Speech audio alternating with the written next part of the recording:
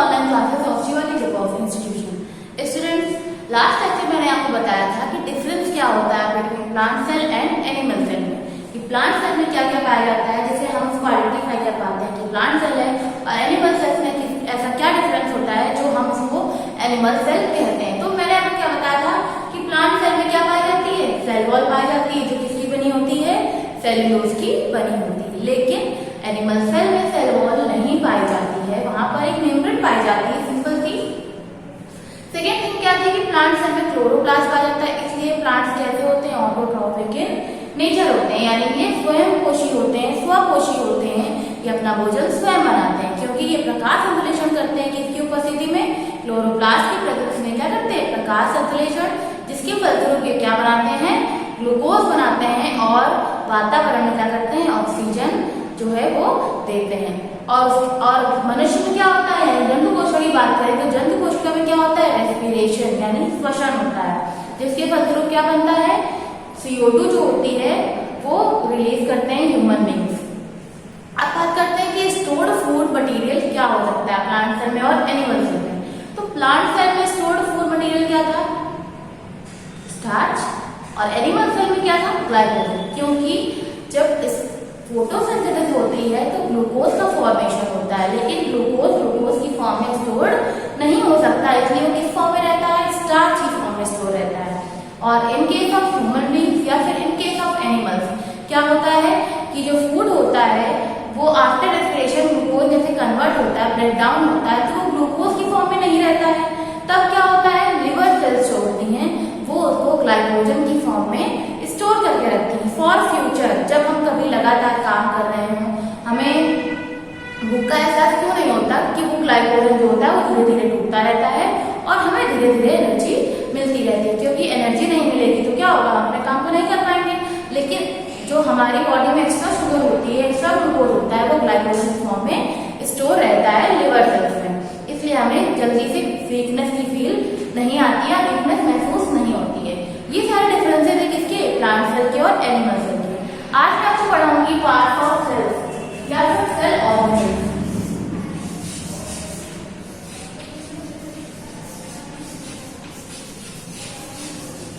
Cell organelles या फिर कोशिका।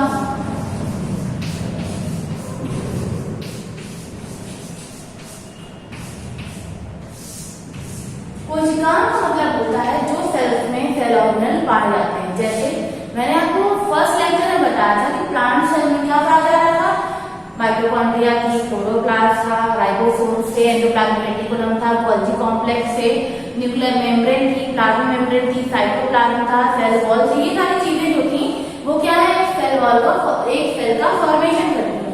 ये सारी चीजें जो यूकैरियोटिक सेल में पाई जाती है वो क्या कहलाती है, सेल ऑर्गेनेल्स यानी कोशिका के सहायक अंग।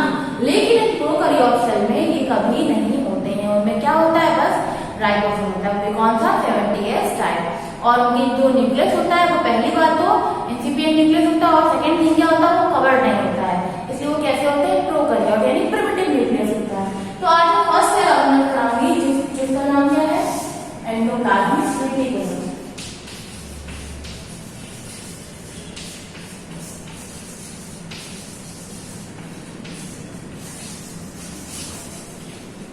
एंडोप्लाज्मिक रेटिकुलम यानी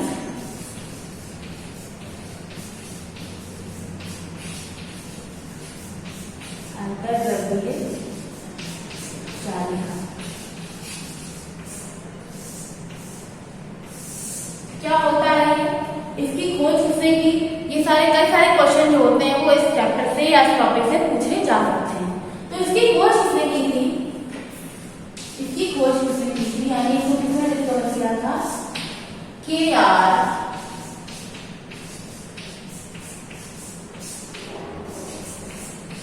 पोर्टर। कब, 1947। इसकी खोज किसने की थी, KR पोर्टर नाम के वैज्ञानिक ने 1945 में। ये क्वेश्चन क्या है, बहुत इंपॉर्टेंट है। मैं आपको क्या पढ़ा रही हूँ, कोशिका यानी सेल ऑर्गेनेल्स में पहला सेल ऑर्गेनेल क्या है, एंडोप्लाज्मिक रेटिकुलम, जिसकी खोज किसने की थी, KR पोर्टर ने 1945 में। इसका स्ट्रक्चर देखिए पता चलता है, इसमें क्या क्या स्ट्रक्चर पाया, जैसे ये हो गया न्यूक्लियस। न्यूक्लियस के चारों तरफ न्यूक्लियर एनवेलप पाया जाता है और वो कैसा होता है, बीच बीच में उसमें पोर्स पाए जाते हैं। इसके बाद क्या पाया जाता है, यहाँ पर जो पोर्स होते हैं उनसे अटैच होता है एंडोप्लाज्मिक रेटिकुलम।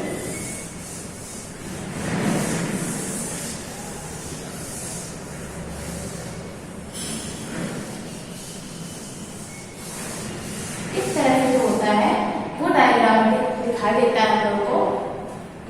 इसमें पाया क्या जाता है, यहाँ पर छोटे छोटे डॉट्स पाए जाते हैं, इनकी जो वॉल्स होती हैं उनमें छोटे डॉट्स पाए जाते हैं।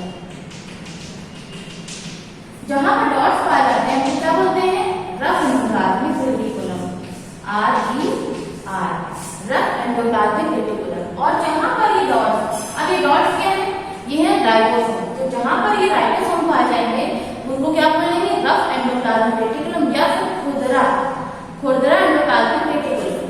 जहां पर ये नहीं पाए जाएंगे, जैसे यहाँ पर नहीं पाए जाए तो बोलेंगे स्मूथ एंडोप्लाज्मिक रेटिकुलम, यानी कैसे हैं, स्मूथ है, चिकनी सरफेस है। यहाँ पर राइबोसोम्स नहीं पाए जाएंगे तो ये कैसी हो जाएगी, स्मूथ एंडोप्लाज्मिक रेटिकुलम। ये क्या था हमारा न्यूक्लियस का सेल्युलर स्ट्रक्चर है और ये क्या बना रहा है, एक नेटवर्क का फॉर्मेशन कर रहा है। ये क्या है, ट्यूब्यूल्स।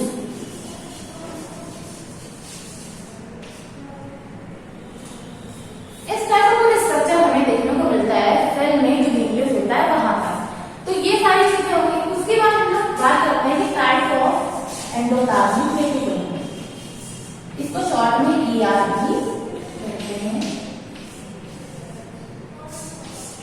तो ये 2 टाइप का होता है। फर्स्ट होता है RER यानी रफ एंडोप्लाज्मिक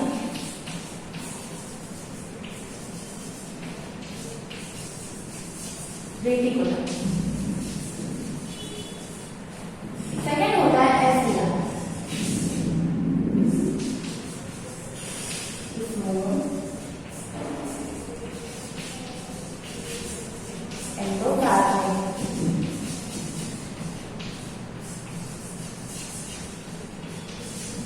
रेटिकुलम।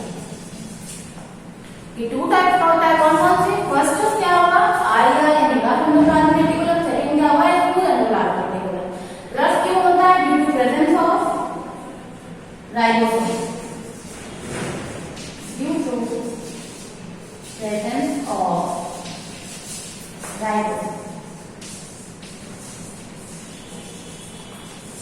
ये कैसा होता है, रफ।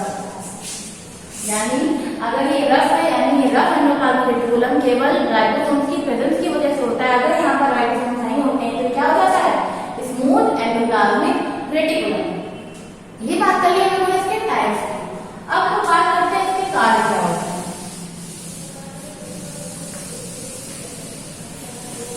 इसके कार्य क्या हो सकते हैं, यानी सबसे पहले हम बात करते हैं इसके फंक्शन। फंक्शन से पहले हम बात करते हैं इसके पार्ट्स की, कितने पार्ट्स के मिलकर बना होता है। हम लोग टाइप्स की बात तो करी, बट पार्ट्स की बात है कि जिससे बना होता है, पार्ट ऑफ ER। अगर पार्ट्स की बात करें तो पार्ट्स कितने पाए जाएंगे इसमें, एक पाया जाता है सिस्टर्नी, एक पाया जाता है वेसिकल, एक पाया जाता है ट्यूब्यूल। इसमें 3 पार्ट होते हैं, क्या, सिस्टर्नी, वेसिकल, ट्यूब्यूल। ये जो लास्ट पार्ट आप देख रहे हो, ट्यूब लाइक स्ट्रक्चर, ये क्या होता है, ट्यूब्यूल। सिस्टर्नी जो होते हैं इसमें गैप लाइक स्ट्रक्चर होते हैं, गैप भी दिखाई दे रहे हैं, छोटे छोटे फोल्ड दिखाई दे रहे हैं, क्या है, सिस्टर्नी है। और अगर वेसिकल की बात करें तो बैक लाइक स्ट्रक्चर होता है, तो क्या है, वेसिकल। जब इसकी हम लोग अनफोल्डिंग करते हैं, इसे माइक्रोस्कोप से देखते हैं तो दिखाई देते हैं इसमें सारे स्ट्रक्चर। कौन कौन से, 3 पार्ट से मिलकर बना है, सिस्टर्नी, वेसिकल एंड ट्यूब्यूल। तो ये हो गए इसके 3 पार्ट्स। अब हम लोग बात करते हैं इसके फंक्शंस कि क्या होते हैं एंडोप्लाज्मिक रेटिकुलम के फंक्शंस। फंक्शन यानी कार्य।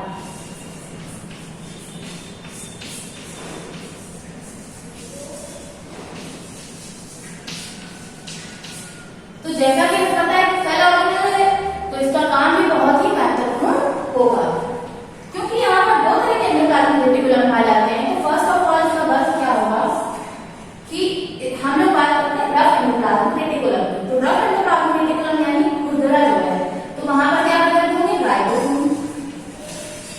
राइबोसोम की उपस्थिति के कारण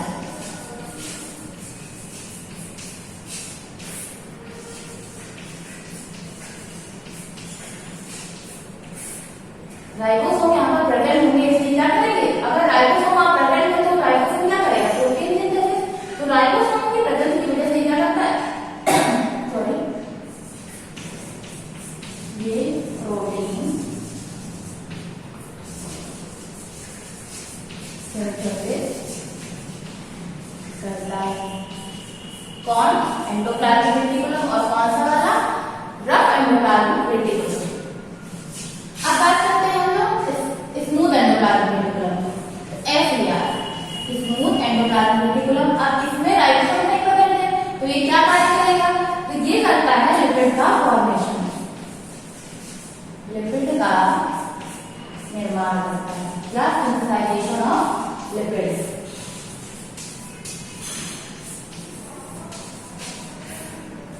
क्योंकि यहाँ पर राइबोसोम है इसलिए प्रोटीन सिंथेसिस कर रहा है, यहाँ पर राइबोसोम नहीं है इसलिए क्या कर रहा है, लिपिड यानी वसा का निर्माण कर रहा है, वसा कोशिकाओं का निर्माण कर रहा है।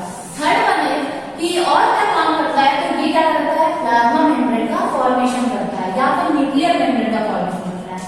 तो यहाँ पर लिखेंगे झिल्लियों का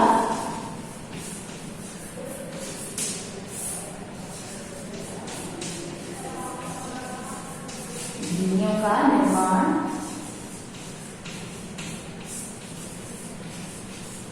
करता है। तो ये क्या करता है, राइबोसोम की वजह से प्रोटीन सिंथेसिस कर रहा है, और स्मूथ एंडोप्लाज्मिक रेटिकुलम जहां पर राइबोसोम प्रेजेंट नहीं है वो क्या करेगा, लिपिड सेल्स का फॉर्मेशन करेगा या फिर वसा का निर्माण करेगा। और थर्ड वन क्या होगा, ये प्लाज्मा मेम्ब्रेन का या सेल मेम्ब्रेन का कुछ भी कह सकते हैं, यानी न्यूक्लियर मेम्ब्रेन का किसी भी झिल्ली का क्या करेगा, फॉर्मेशन करेगा।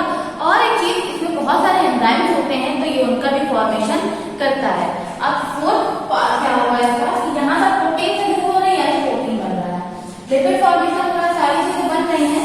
तो यही प्रोटीन जो राइबोसोम बना रहे हैं और यही लिपिड जो SER बना रहा है, ये दोनों क्या करेंगे, प्रोटीन और लिपिड, प्रोटीन और लिपिड क्या करेंगे, हार्मोन और एंजाइम का काम करेंगे। हार्मोन का काम,